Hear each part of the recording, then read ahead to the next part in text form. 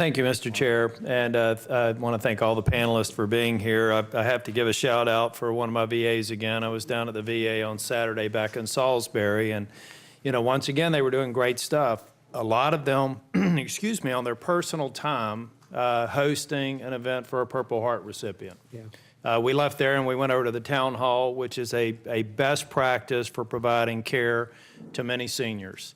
And to expand, Dr. Day, on your point, there is no doubt that many of the veterans who need care want care in a VA facility.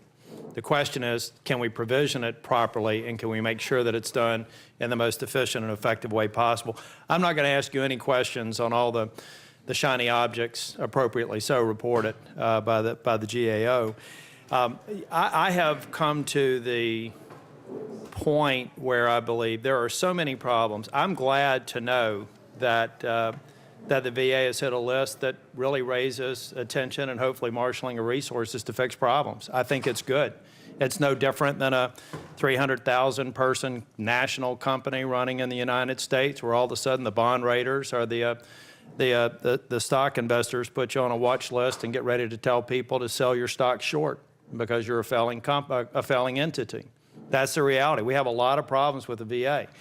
We should not lose sight of the fact that most of the solutions to the VA are good things that are going on in the VA. And a part of what we have to do on this committee is recognize we're sort of a board of directors. Mm-hmm. And we need to perform our fiduciary responsibility to the veterans who need the care by making sure that we don't become a disabler, which we could potentially do, by not really focusing on how do we get to a systematic process that identifies the high priority items. The short term, as Dr. Clancy said, the short term things you can fix because they're relatively straightforward and relatively low cost and high impact. Then the intermediate term and long term initiatives that we have to get implemented. We need an enterprise transformation strategy for the VA. And Secretary McDonnell and I spoke about this, and I'm thrilled to know, although I hope they haven't fully read the GAO report, Dr. Shulkin and Laverne Council, because if they did, they may be scared to death and not want to be confirmed. I'm looking forward to the confirmation hearing.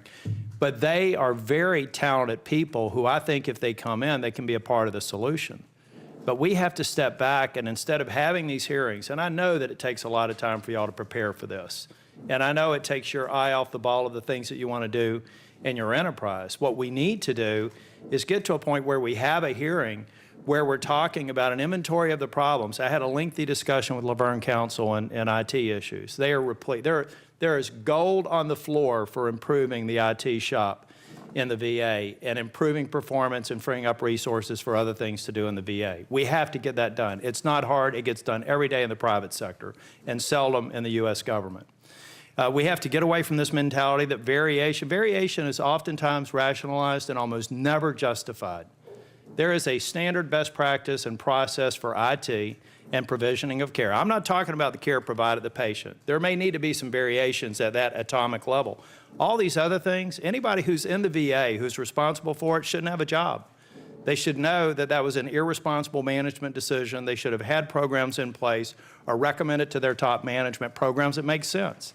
And they haven't done it. I believe y'all are a part of the solution, and I think the GAO and other people that are looking at this are a very important part of the solution, but we have to get to a point to where the secretary and the senior executives develop a plan. So instead of us coming and chasing the shiny objects and then having people run down and report on progress of that shiny object, potentially at the expense of more important, higher priority things, we have to start looking at this on a holistic basis and then decompose it into very specific action threads where we can actually start producing results. And one thing I would encourage the Secretary to consider is a different way of going about these programs. I think that some of the members on this committee, with the chairman's indulgence, need to be embedded in that enterprise planning strategy. We need to have people here who are not just coming here, because it's interesting, on the one hand, we're boards of director members, and then on the other hand, we're the general managers of our little VA plants in each of our states. We hear things that are going on in the state, so all of a sudden we're hammering you on the specific things in our state. That is not a sustainable approach to addressing these enterprise problems. And we need to get to a point where we're talking about the strategy and less all of these examples that need to be fixed. But if they do get fixed, That may satisfy us for this committee meeting, but they are not going to satisfy us for the long term and do what we need to do for the veterans.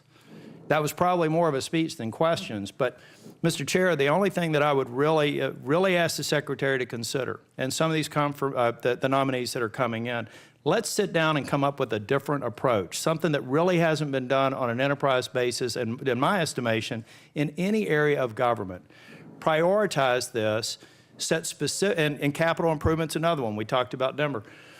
Let's talk about this enterprise, and let's look at each one of these enterprises, put them on a heat map, find out which ones we should be tackling and how we prioritize the other ones. So what we're doing here in future committees are talking about time to benefit and whether or not you made your goals, and hold people accountable, reward them for having achieved success, and hold them accountable for having failed to. And I think if we do that, we'll get away from this discussion that's been going on for years without substantial improvement and get to truly transformed organization that will include VA facilities, hardworking people in Fayetteville and Durham and Salisbury and Asheville and all over this country will include the best practices that are already embedded in a lot of those facilities. And I'm sorry I went over. Well, first of all, we'll go to Senator Tester in just a second. I want to make two comments. First of all, I appreciate your calling our attention to the confirmations. For the record, Dr. Clancy, those confirmations will be on May the 5th. The reason they weren't last week is because we didn't have the answers to all the questions that had been submitted, and we cannot do a final markup until we do, but I appreciate your attention to that. Secondly, I thought it was one of your better speeches.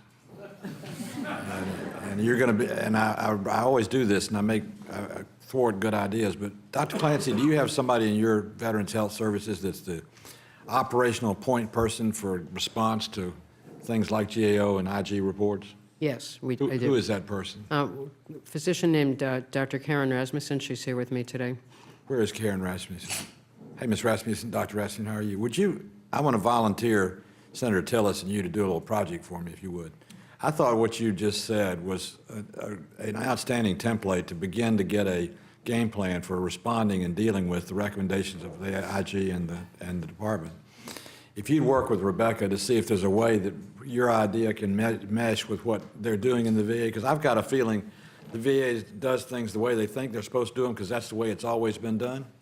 What you talked about is a different way of doing things, and maybe there's a combination between those two that would serve well. So if I don't want to thwart future speeches, but if you'd be willing to do that and Rebecca would be willing, I think I can make Rebecca do it. Yeah, and Mr. Chair, I would ask, with your indulgence, that you consider maybe having a member from the other side join that, because I honestly would like for this to become a point where you have people on this body who have confidence in your overarching enterprise transformation strategy, so we remove ourselves from chasing the latest issue of the day, which is important, but we become advocates for building credibility around a strategy that has specific timeline, goals, and measurable results. And I think it would be worthwhile to have a couple of us take a look at that, and I'd be honored to help. Well, I'm going to ask Ranking Member Blumenthal if he'll supply us with a volunteer and let us know who that volunteer is. It doesn't have to be right this minute.